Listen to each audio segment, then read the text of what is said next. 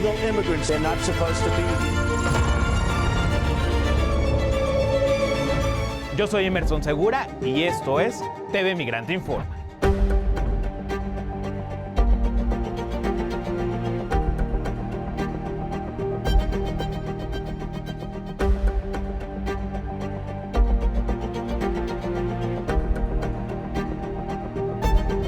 El gobierno de los Estados Unidos ha usado el retiro de visas como un instrumento de presión política bajo un contexto de persecución a las voces críticas a su administración, pero también de un profundo racismo que se ve reflejado en las calles y en las políticas de Donald Trump. Soyinka es conocido por ser una figura clave de la literatura africana moderna, caracterizado por su activismo antirracista y su defensa por la dignidad humana. En este mismo escenario han retirado visas a líderes críticos con la Casa Blanca, como el expresidente costarricense y también Nobel de la Paz, Oscar Arias, castigado por comparar a Trump con un emperador romano, quien advirtió que si bien buscan silenciarlo, no lo van a lograr. Pero vamos a escuchar lo que dijo Soyinka justamente al anunciar el retiro de su visa. I have no visa. I am banned, obviously, from the United States. And if you want to see me, you know where to find me. Y en medio del recrudecimiento de las políticas migratorias del presidente Donald Trump, esta semana se dio a conocer que el gobierno de los Estados Unidos limitará el número de solicitudes de refugio. La decisión de la administración federal solo permitirá el ingreso de 7.500 solicitantes de asilo para 2026. Esta nueva cifra refleja una drástica reducción a los cientos de miles de personas que el país ha admitido por décadas, las cuales proceden fundamentalmente de países que atraviesan guerras o crisis climáticas. El nuevo número impuesto por el líder republicano refleja un claro distanciamiento con la política de asilo del demócrata Joe Biden, quien durante el último tramo de su gobierno estableció un límite de 125,000 recepciones de refugiados para este 2025. Hay que señalar que el comunicado publicado en el sitio web del Registro Federal señala que las 7.500 admisiones se destinarán principalmente a sudafricanos afrikaners y otras víctimas de discriminación supuestamente ilegal o injusta en sus respectivos países de origen. Y esta semana se dio a conocer que otro mexicano murió bajo custodia del ICE en los Estados Unidos. Gabriel García Avilés, un migrante mexicano con permiso de trabajo vigente, murió tras permanecer 10 días bajo custodia del Servicio de Inmigración y Control de Aduanas, ICE. Esto en el Centro de Detención de Adelanto al sur de California. El hombre de 54 años fue trasladado al hospital de Victorville, donde, según sus familiares, presentaba signos de violencia y permanecía bajo vigilancia constante por 2 agentes del ICE, quienes le negaron privacidad e información médica a la familia. La muerte de García es el segundo fallecimiento ocurrido en el centro de Adelanto, sumándose a las 18 muertes reconocidas bajo custodia del ICE de enero a la fecha. Las autoridades por el momento no han informado ni la causa ni la fecha de su fallecimiento, por lo que la familia anunció que llevará este caso ante los tribunales. La muerte de García tuvo lugar en el Centro de Detención de Adelanto, en California, y la empresa detrás de operar y administrar las instalaciones es The GEO Group, una de las corporaciones carcelarias más grandes del mundo y la principal contratista del gobierno estadounidense. Esta empresa administra instalaciones en el país bajo contratos millonarios con el ICE, generando solo en el centro de Adelanto cerca de $85 millones anuales y recibiendo entre diciembre de 2024 y septiembre de este año $68.8 millones en financiamiento federal. Con 97 instalaciones en operación, GEO Group se consolida como el rostro privado del encierro migratorio en los Estados Unidos, financiado con dinero público. Greg Bovino es quien encabeza las deportaciones en los Estados Unidos y además fue trasladado a la ciudad de Chicago para implementar una política de mano dura. Y ahora se ha anunciado que no tendrá que comparecer ante una jueza federal justamente de Chicago después de que un tribunal federal de apelaciones suspendiera la orden de la jueza que exigía que Bovino presentara informes diarios en la Corte sobre las tácticas de control migratorio de sus agentes en el área de Chicago. La jueza del Distrito de los Estados Unidos, Sarah Ellis, dijo a Bovino el pasado martes que debía estar en la corte todas las noches durante la próxima semana, mientras ella considera informes de que los agentes federales no estaban cumpliendo con su orden de principios de octubre de limitar las técnicas agresivas y advertir a manifestantes y periodistas antes de usar los gases lacrimógenos, así como municiones menos letales. El gobierno de Trump, por su parte, solicitó rápidamente a un tribunal federal de apelaciones que suspendiera su orden. El Tribunal de Apelaciones del Séptimo Circuito accedió a su solicitud, lo que significa que Bovino no tendrá que comparecer en la corte esta semana. Desde el pasado 20 de enero, fecha en que Donald Trump regresó a la presidencia de los Estados Unidos, su gobierno ha deportado a 500,000 de inmigrantes indocumentados. Así lo dio a conocer el Departamento de Seguridad Nacional de ese país. Hasta la fecha, el líder republicano ha deportado a 527,000 inmigrantes irregulares, cifra que Kristi Noem, secretaria de Seguridad Nacional, utiliza para hacer referencia a que el gobierno se encamina a romper el récord histórico de deportar a 600,000 migrantes indocumentados para el final del primer año de la administración Trump. Hay que señalar que los operativos y detenciones del ICE han sido denunciados numerosas veces por las prácticas que reflejan sus agentes, donde han sobresalido el uso de la fuerza hacia migrantes, pero incluso hacia ciudadanos estadounidenses. Y bajo el argumento de priorizar a los trabajadores estadounidenses, el gobierno de Donald Trump ha puesto en marcha políticas que reconfiguran el acceso al empleo y la economía misma de los Estados Unidos. Las medidas han ya despertado preocupación entre economistas y empresarios que advierten sobre el costo real de una estrategia que podría alterar la productividad del país. Vamos a verlo en la siguiente nota.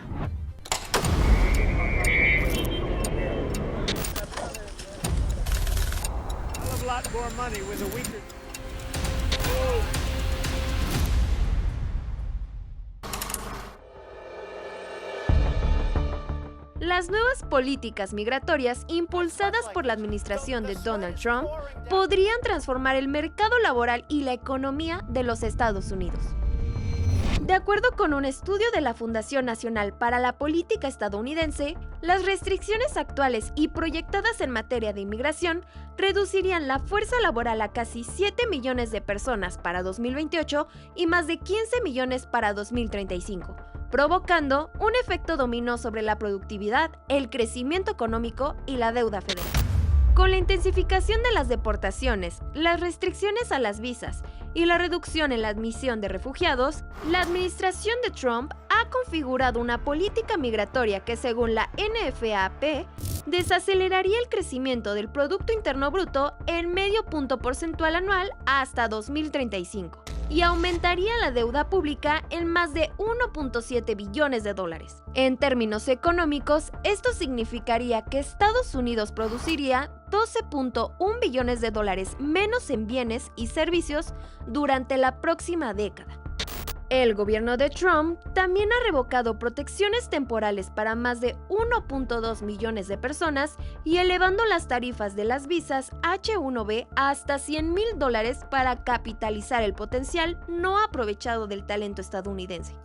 El impacto político de estas decisiones se extiende más allá de las fronteras. Con las nuevas restricciones, empresas estadounidenses están trasladando operaciones de alto nivel hacia la India, donde los llamados centros de capacidad global centran más de la mitad de las sedes corporativas en servicios tecnológicos del mundo. El riesgo que apuntan los expertos es que esta deslocalización acelerada erosione el liderazgo estadounidense en innovación y aumente su dependencia externa, justo en un momento en el que el envejecimiento poblacional y la automatización demandan más talento especializado.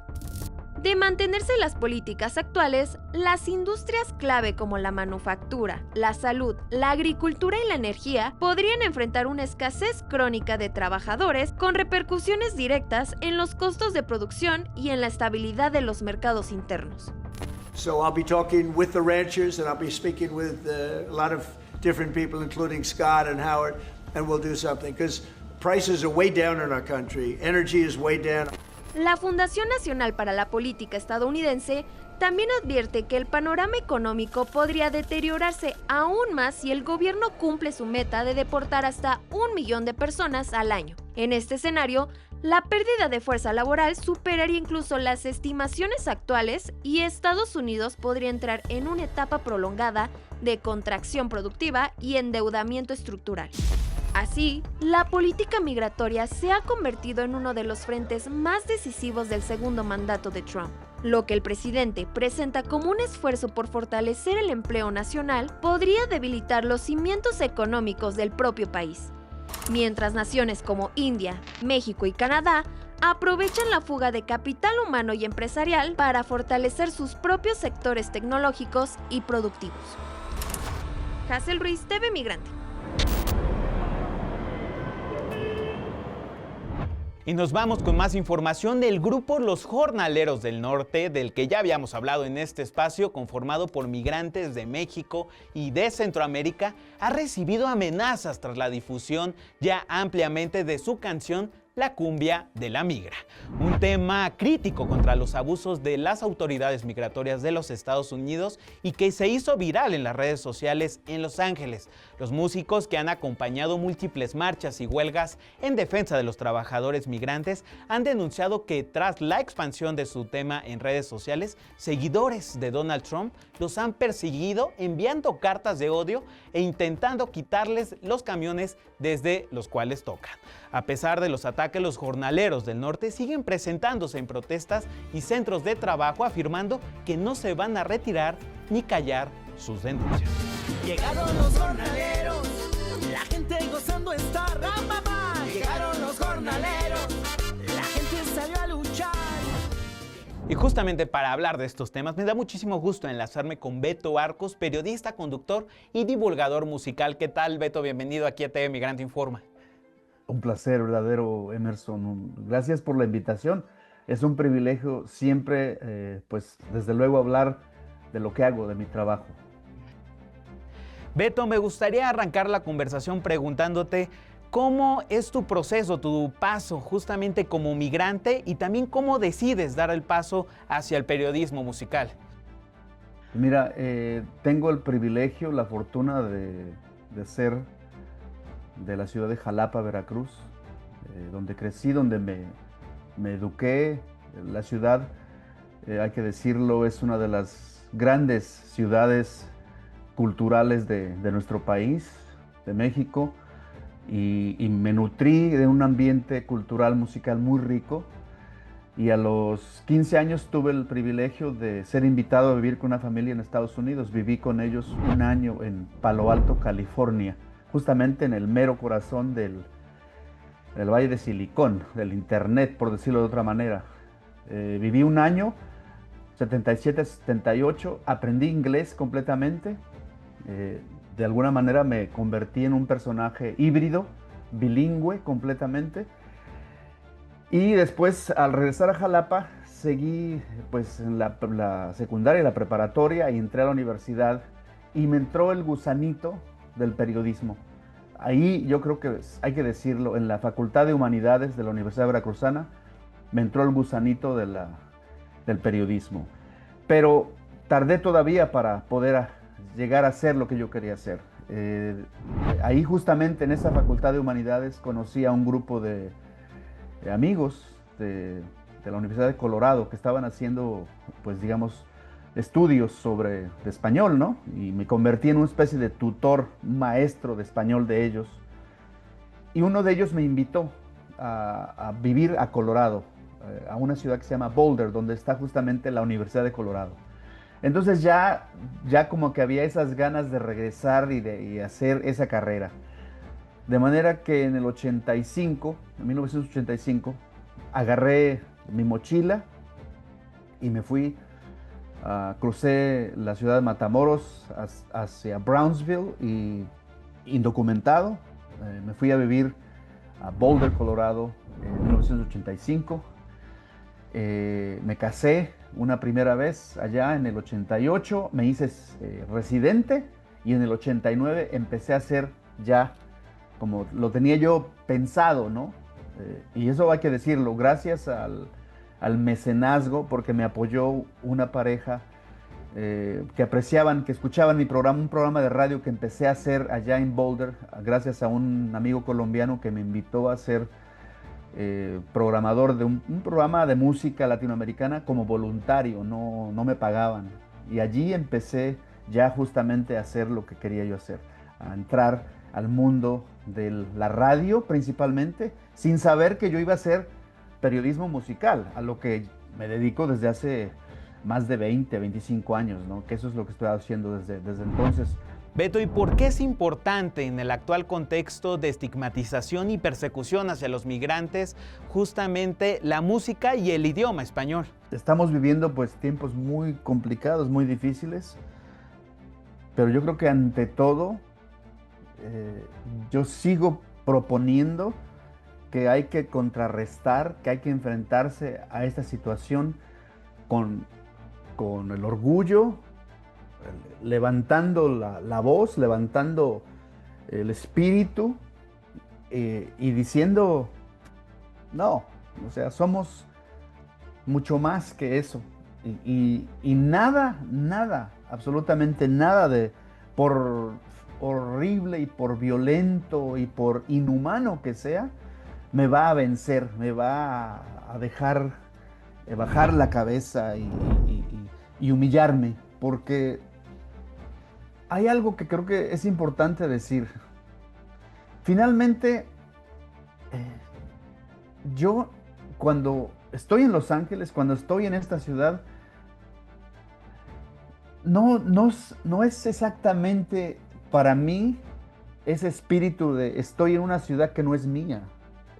Yo no pienso de esa manera, yo no creo, y desde que llegué no solamente aquí a Los Ángeles, a Estados Unidos, a Colorado, siempre he creído que estoy en un lugar que me pertenece, que yo soy de aquí.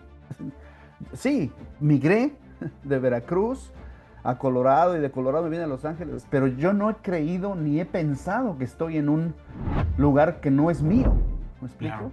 Por muchas razones, ¿no? O sea, ni siquiera hace falta hablar de la historia, ¿no? De hace 150 años, cuando México pierde porque no tiene una manera de defender su territorio y tenemos gobiernos en aquellos tiempos que pues finalmente no les interesaba, no les preocupaba la defensa, ni tenían ni siquiera los recursos para defender al país, así que pues ¿qué les va a preocupar tanto, no? Pues, en aquel tiempo la pérdida de la mitad del territorio, para mí finalmente eso no es lo importante es que como ser humano soy un ser migrante, porque además el mundo se inició, el ser humano como lo conocemos hoy se inició en el centro del mundo, que es África, y de ahí se fue por todas partes del mundo. Los humanos somos seres migrantes que vamos a donde queramos. Entonces yo me siento eso, yo siento que yo voy y donde quiera que esté, soy un ser humano y ahora más aquí en este país, ¿no? Donde tú te das la vuelta y te das cuenta que esto es México, que esto es Latinoamérica, ¿entiendes? O sea, y nada más estoy hablando del suroeste, de ese territorio que, digamos, entre comillas, perdió México hace 150 años o no sé cuántos. Entonces yo creo que para mí, por todo eso que te digo, siempre ante toda esta situación tan difícil de terrorismo, porque es un terrorismo de Estado lo que está pasando ahora, ¿me entiendes? El gobierno de este país está aterrorizando a los seres humanos que somos migrantes como ellos mismos han sido. Este país es impensable sin la migración de Europa, pero también es impensable sin la migración forzada de esclavos, de gente que fue esclavizada de África para venir a levantar este país en sus inicios. Esto hay que decirlo. Y tampoco ese país es impensable sin la cantidad de culturas indígenas que ya estaban en este país desde hace miles de años y que fueron también, en muchos casos, avasalladas masacradas, ¿no?, por el hombre blanco que vino en el siglo XIX salvajemente ocupando territorios que no le pertenecían. Y entonces, finalmente, te digo, así es como yo afronto la situación. Pero bueno, ni siquiera hace falta que yo se lo explique a un anglosajón que me quiera atacar o que no me quiera ver la cara o que me quiera expulsar. Eso no es necesario. Yo creo que ante la situación en que estamos viviendo hay que levantar la cabeza, tener orgullo de quienes somos, porque ya lo dije hace un rato, tenemos una riqueza absolutamente extraordinaria que no tiene nada que ver con este país. Y esta es nuestra bandera. O sea, nuestra bandera no es tricolor, nuestra bandera no es la bandera de México, nuestra bandera es nuestra dignidad, nuestra riqueza cultural, nuestra música, nuestra cocina. Eso es lo que es nuestra defensa, lo que somos nosotros como seres humanos. Muchas gracias, Beto, por estar aquí en TV Migrante Informa. Muchas gracias, Emerson, un placer. El estado de California declaró oficialmente el 1 de noviembre como el Día de Fernando Valenzuela, en honor al icónico lanzador de los Dodgers y quien cumplía años este mismo día, reflejando no solo la importancia de su legado para el béisbol estadounidense, sino también el impacto de su figura en la comunidad hispana de los Estados Unidos. Vamos a ver.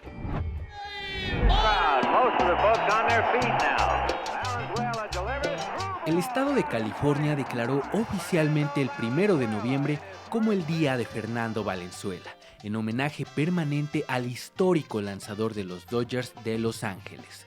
La fecha coincide con el cumpleaños del toro de Ed Choaquila, quien falleció el pasado 22 de octubre de 2024 a los 63 años. Con esta medida, las autoridades buscan reconocer no solo el legado deportivo del pitcher sonorense, sino también su papel como referente cultural que trascendió fronteras y unió comunidades a través del béisbol y que vale la pena recordar en estos momentos. Venga, Fernando, le gritan con el lanzamiento, la bola viaja. ¡Ay, no pegó! Abrazar a Fernando Valenzuela, conquista su primera victoria en Serie Mundial. En 1962, con un costo de $23 millones, el Dodger Stadium abrió sus puertas en Los Ángeles en lo que antes fue la comunidad de Chávez Rabín, un área donde convivieron los barrios de La Loma, Palo Verde y Bishop, antiguo hogar de una comunidad mexicoamericana que fue desalojada y desplazada para dar paso a la construcción del estadio, lo que sembró un sentimiento de rechazo por parte de estas comunidades hacia los Dodgers. Sin embargo, con el paso del tiempo, el estadio se convirtió en un símbolo de identidad latina, pues fue la cuna del jugador mexicano Fernando Valenzuela, responsable de la Fernandomanía y de una pasión que no conoció fronteras y que en la década de los 80 ganó los corazones tanto de mexicanos como de estadounidenses. Vas, Fernando, vas, Valenzuela. Sergio Omar Cordero, TV Migrante Informa. Cada año Francia se convierte en un puente cultural donde la memoria y la vida dialogan. La comunidad mexicana junto con artistas celebran una tradición que ha cruzado fronteras para recordar a los que ya partieron y mostrar al mundo que en México la muerte no se llora, se honra con arte, comida y sobre todo alegría. Vamos a verlo.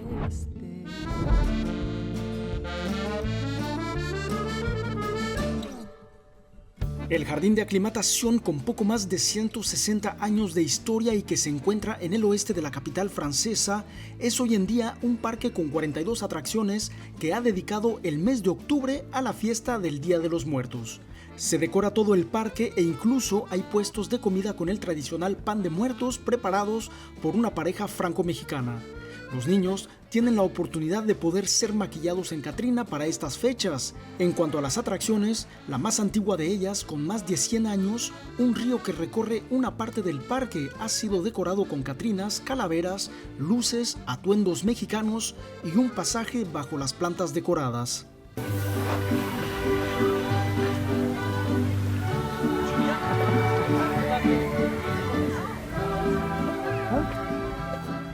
El jardín de aclimatación está decorado en su totalidad y se ve el fondo de la zona en donde se encuentran los invernaderos y algunas aves protegidas.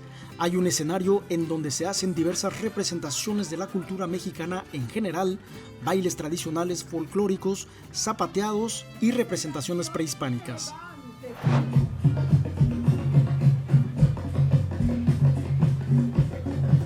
La música, que atrae a todos los presentes del parque, está a cargo del mariachi femenil Arriera Somos, compuesto por mexicanas y francesas.